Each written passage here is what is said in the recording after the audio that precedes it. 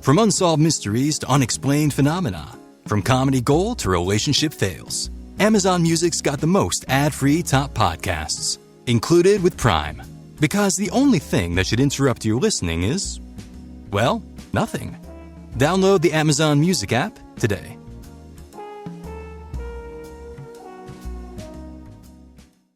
Hey, it's Mark Slayton, and welcome to the Delighted Customers Podcast. Today I get to bring back one of my favorite people to learn from, Dr. Peter Fader. He's a professor of marketing at the Wharton School, a best-selling author of 3 influential books, and the co-founder of companies like Zodiac, which Nike acquired, and Theta, where he continues to push the boundaries of customer dynamics. Now, if you've ever felt uneasy about airlines or big brands using AI to set prices, you're not alone. Peter's here to unpack the hidden dangers, the massive opportunities, and what every leader needs to understand about how pricing impacts not just revenue today, but customer trust and loyalty for the long run. Whether you're a C-suite leader, a CX pro, or just curious about how AI is shaping the way we all buy and sell, this conversation will give you a new lens, one that could change how you look at pricing forever. Today on the Delighted Customers Podcast, I have a very special returning guest. Peter Fader is a professor of marketing at the Wharton School of the University of Pennsylvania. He came on the show. He was one of my first guests. He was episode 8 and 9, a 2-part special episode. We featured his book, Customer-Based Audit, where we talked a little bit about customer lifetime value and the valuation of firms. His influence in the realm of customer analytics is far-reaching, marked by impactful books, 3 of them, and hosting awards celebrating his research and teaching. He stands out for his exceptional ability to bridge the gap between academic insights and pragmatic business applications, and a prime illustration of that is Zodiac, his first venture into predictive customer analytics, which Nike acquired back in 2018. He remains passionately dedicated to pushing the boundaries in this field at Theta, and I'm so excited, Pete, to have you back on the show. Mark, always a pleasure talking to you. I appreciate the opportunity.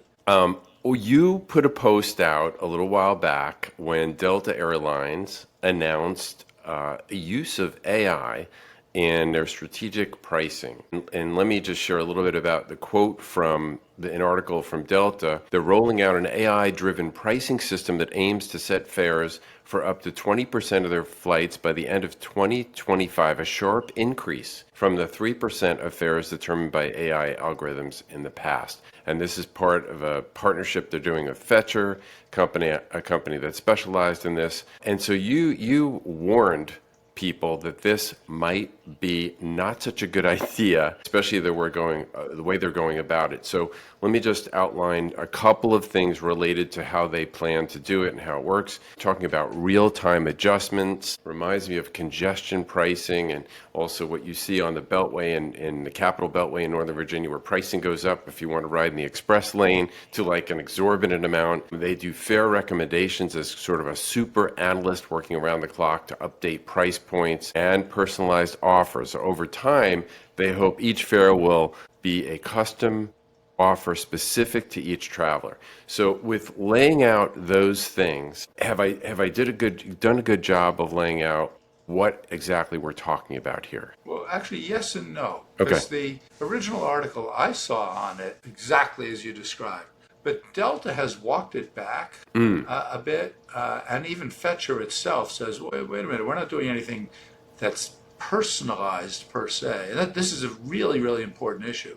Still, it might be a little bit too fine-grained for my taste, even if it's not one-to-one pricing. But there's a bit of disagreement or lack of clarity about just how personalized it really is. Okay, so before we get into some of the real danger zones, why should this be a big deal to people in the C-suite? Well, there's the opportunity, and then there's the cost and the risk. The opportunity to set better prices, to make them more flexible, to have them better reflect demand and supply conditions. That's kind of, golden opportunity, and not just for airlines, but really for any firm. But then there's the risks of either overdoing it and being maybe a little bit too smart, as well as the potential PR backlash, just all kinds of ethical concerns, and even potential legal concerns. So the downside is huge. The upside is huge. How to find the right balance? Well, we're going to find out the hard way. Well, and so now we have this opportunity, if you want to call it that, through AI, and it's very tempting, right, to just squeeze as much profit as you can out of your customer base. What do you see? You mentioned some of the dangers relative to customers. Talk about it from a pragmatic standpoint, and also sort of a macro standpoint, and also from an emotional standpoint. Sure. So at a macro standpoint, there's no doubt that airlines want to maximize revenue. Yeah. Personally, I think that's a mistake. I don't think that's the right objective. Going back to our previous conversation, they should be trying to maximize the profitability of their customer base, the long run profitability of their customer base. Because when you talk about squeezing all that profitability, what people are going to think, maybe rightly so, is they're going to be gouged. They're going to kind of take all of that from me now, and you know what? That's going to hurt. I'm not sure I'm coming back. I'm not sure I'm going to keep doing this. So if you think about it from a lifetime value standpoint, gouging your customers would be a terrible idea. You're not a charity. You're not giving stuff away here.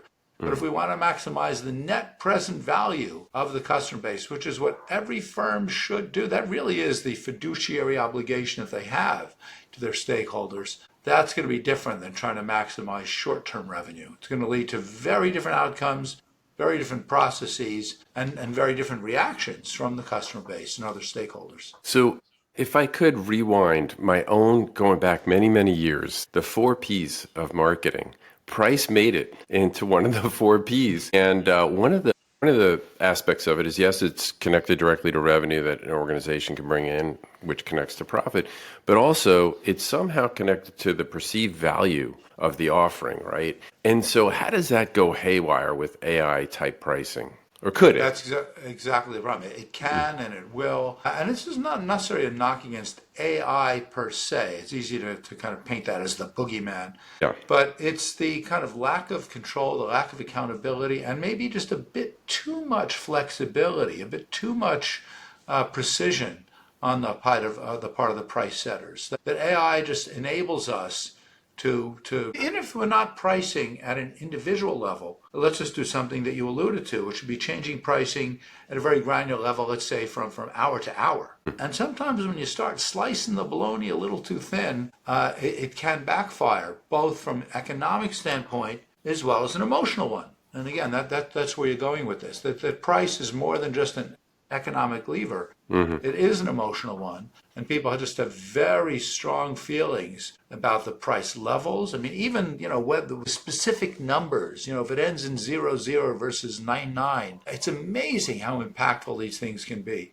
People are also very responsive to price changes. So it's not just a matter of what we're charging now, it's what we're charging now to what we were charging yesterday or the last time I bought your products or services. And my belief, and I could be wrong about this, I really don't know Fetcher's algorithms, but I really believe they're leaning heavy duty into the optimization and either ignoring or at least downplaying some of these psychological issues that, again, can lead to backlash and can lead to, underperformance of the algorithms. So one example, as you just described, is if I'm going from point A to point B on a flight, and I booked that flight today, and then I have another flight, I don't know, a month from now, not even that far away, and it's double the price. I'm going to start saying, hey, what happened? What's going on with this particular airlines or offering, right? And that creates some angst for me. No question. In fact, the single most impactful paper I ever wrote, it was actually 30 years ago, is on this idea of reference price effects, that we all have reference prices. And when we look at the current price of an item, we code it as gains or losses relative to that reference price. Now, the reference price might be the price I last paid, it might be the price that a competitor is offering, it might be the price even of unrelated goods, perhaps.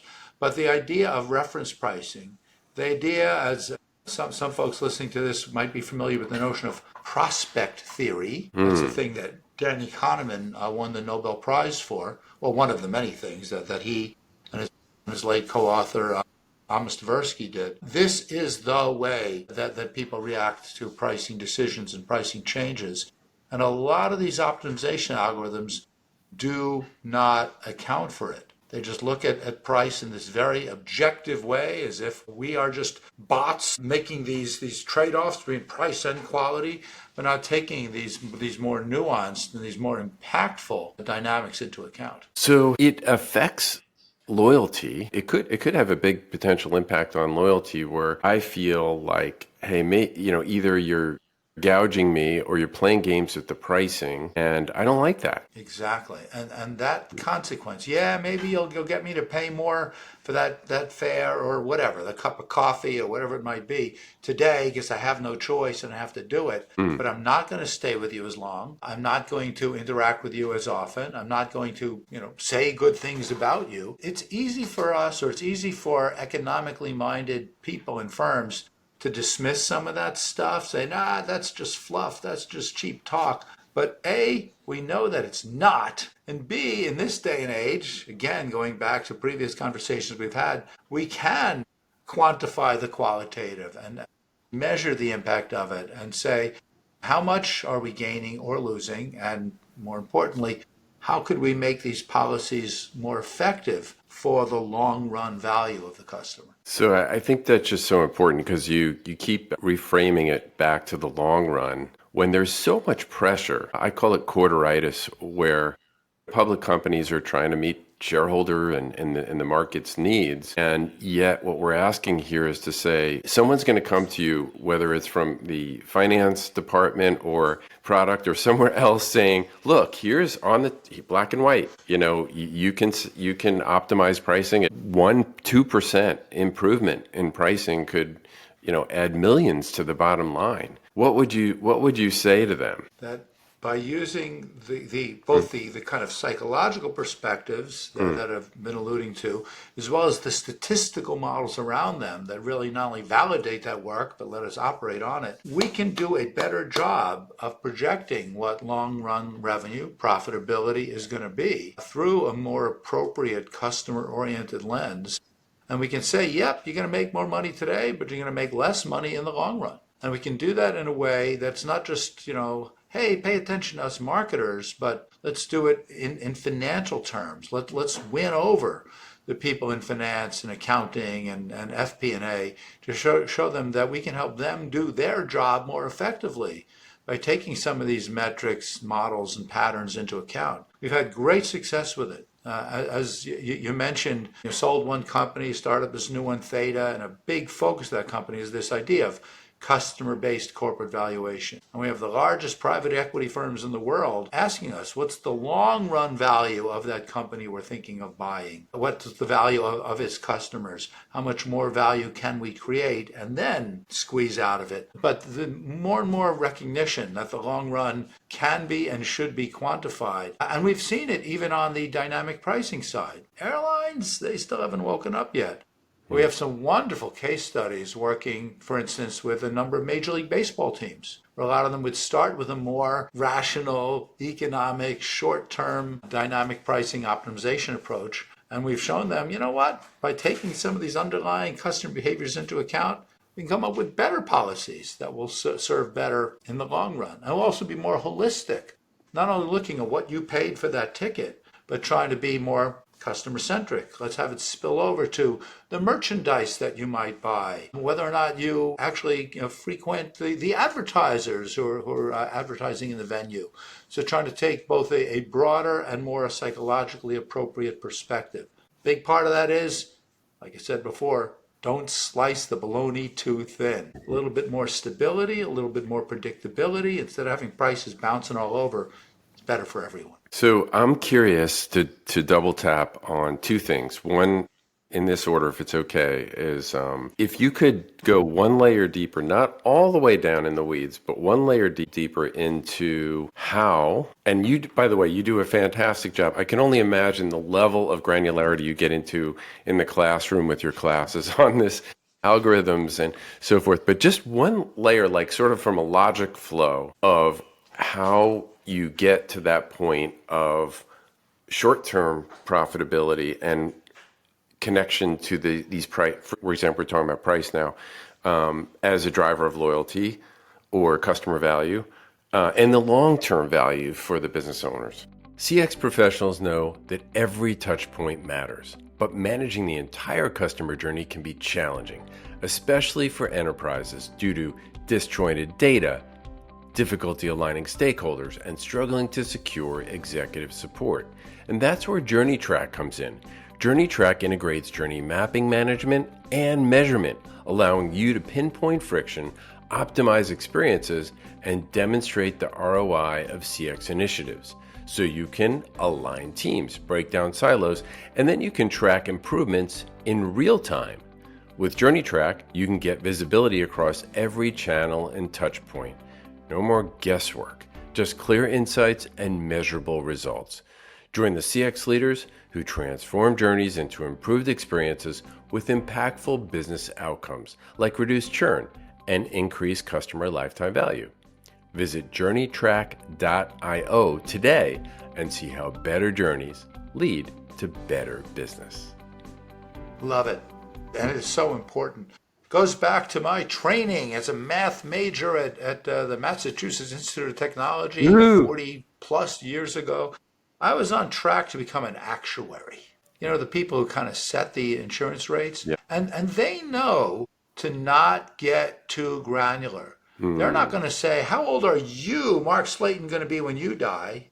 They know that while they can come up with the best guess about that, it's probably wrong. They wouldn't want to be held accountable for it. So instead, they're going to say people who share the same characteristics as you, the same relevant behavioral characteristics as you, what percent of that micro segment will live to be 85 years old? It makes all the sense in the world, right? Again, you don't want insurance policies doing the one-to-one thing. Again, not only would it be kind of creepy and unethical and perhaps illegal, it would be ineffective because the variability in our estimate of any one person is huge. So I build the world's best lifetime value models, but I know my limitations. Now, yes, I can tell you what you're worth, but I don't necessarily want to be held accountable for it nearly as much as I'd rather make a statement about the micro segment of the Mark Slaytons. What are they collectively going to be worth? And what kinds of policies should we develop for them?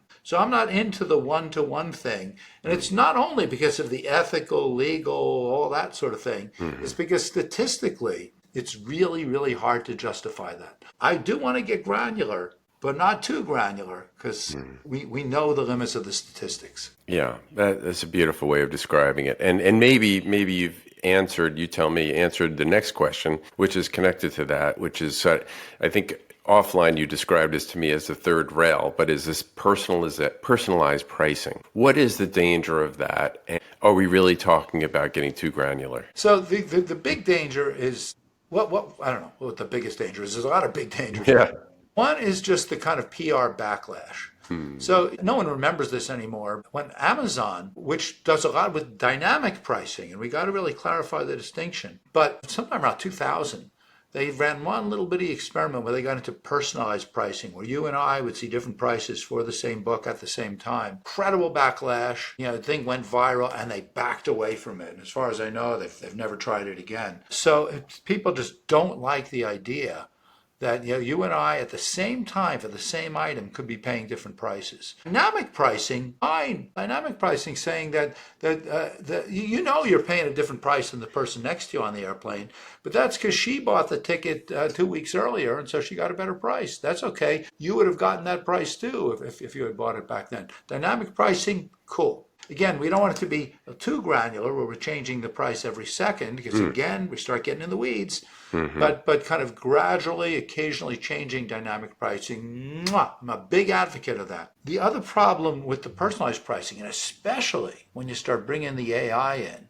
is that not only will it get too granular, but the factors upon which it might make those decisions might start to get into issues of legality.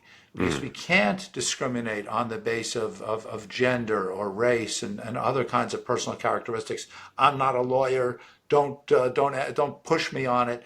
But once we start bringing in the AI and we start looking at people's media habits, or who they're connected to in the social network, or what other kinds of products they've purchased, in theory that stuff is kosher, but it does start getting real close to that third rail. And if we find that certain demographic groups tend to do more things than others, then we could find ourselves in a whole lot of trouble. First degree price discrimination is just a very dangerous thing to be working with, both because of the perceptions and because of the legalities, and to me, the statistical issues. Love it. So we talked also a little bit offline about the possibility of other industries adopting this. And what do you see as maybe those industries that could be ripe for falling into this trap? And what advice would you say to them? Well, for one thing is move slowly. It's really important. Again, we want to dip our toes in the water with dynamic pricing. Like I said, I had the privilege of working with Major League Baseball, and it was really fun to work with a number of clubs where I think, I won't name names, but one club said, you know what, we'll just try doing this one section in the stadium. Let's just try that. Other clubs would say, well, we'll just do a couple of games. And even then, we'll just have kind of maybe 2 tiers of prices. So it was starting slowly, it was experimenting, it was looking at the results very, very objectively, and trying to do so not just which one made us more money over the time that we did that campaign, but the long run implications. Did it chase season ticket holders away? Did it get people to engage more and spend more on things in the store at the concession stands? So having again a broader long-term perspective on it. It's such a tempting drug. I mean that article about Delta gained so much attention. Again, some people saying dangerous, other people saying opportunity, that with great power comes great responsibility. And we just need to look slowly, carefully, thoughtfully. Look, the fact that Delta said they're doing it just for 20% of folks, that's great. That's terrific. That's a good sign. And again, I think that the changes that they're talking about might not be nearly as dramatic and concerning as what some of the original press suggested. So they might be okay here. And for the most part, Delta is not only a wonderful airline, but they're pretty smart about things. So we might be jumping to conclusions there. But it is an interesting cautionary tale for other firms that aren't as smart, that don't have quite the analytic savvy, that don't have the experience of running these kinds of experiments. Take it slowly, but at the same time, try it. Don't be afraid to try it. A lot of companies said, we're just never going to do that, never going to do that. We don't want to even take that first baby step because it's a slippery slope. That's a mistake as well. I think that thoughtful, dynamic pricing is actually, I think, not only smart, I think it's getting to the point where it's going to be kind of an obligation for companies to be doing it, maybe disclosing some of the limits of what they do, and maybe even being held accountable by their investors and other stakeholders for doing it appropriately. Yeah. One of the things that comes to mind is you're sharing, and I think about Theta, and if I'm listening and I'm a business owner, so I think in Major League Baseball and some of the larger organizations that I'm sure you guys do work with, but there's a long tail, of small, medium-sized businesses that really drive this country. And I'm sure they're listening closely about, well, part of the question is, well, I don't nearly have enough data to make those kind of decisions. Is that true? Well, it's kind of interesting and almost ironic, because if you're really a teeny tiny business and you're just selling, bespoke handmade crafts, then you are doing, I don't know, it sounds so evil, first degree price discrimination. And you're going to figure out what that person's willing to pay, and you're going to charge them appropriately. You don't necessarily have any list prices. So when you're a teeny tiny company and you're figuring it out, there will be a bit of negotiation. There will be a bit of flexibility. You're just trying to figure out what this stuff is worth and what people are willing to pay for it. Yeah. The issue starts as you start to scale the business. And instead of leaving those pricing decisions in the hands of the founder, and as you start having, multiple stores, you're operating in multiple business units, that's when you want to start to standardize things. That's when you just want to start bringing in the algorithms.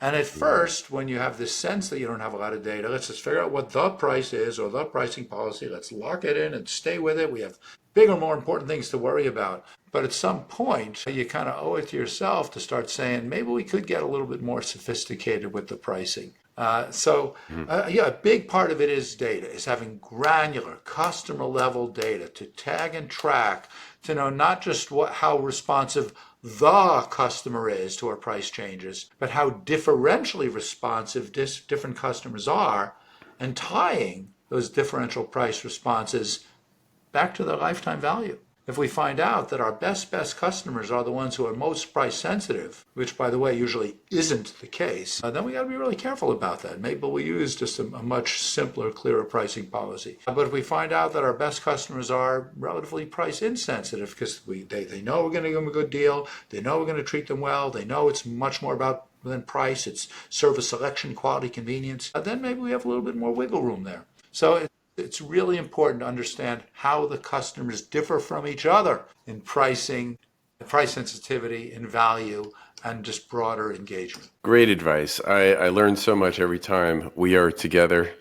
And thank you so much. I want to end this conversation with the same question I ask all my guests, which is, what delights you as a customer? What delights me as a customer is service and it's not just necessarily rolling out the red carpet. It's not just kind of giving me free stuff that I might have paid for otherwise. I think that often is a mistake. Is incredible insight that goes beyond the kind of training playbook. I'm going to tell you a story here.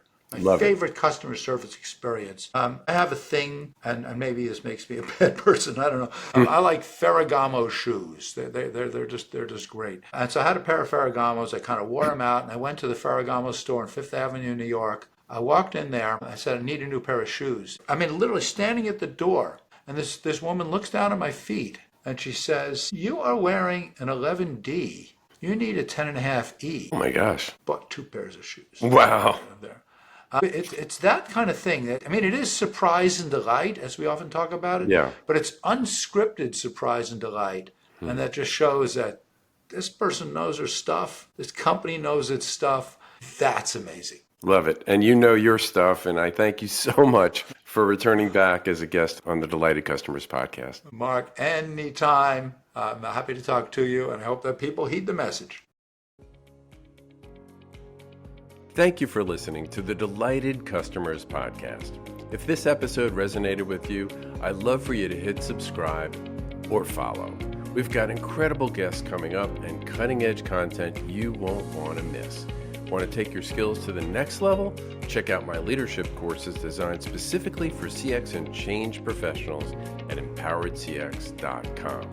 You'll also find all the show notes, links, and resources from today's episode there. And if you know a brand that would be a great fit to sponsor the show and reach our community of experience and change leaders, send them our way. Until next time, keep transforming experiences and leading change.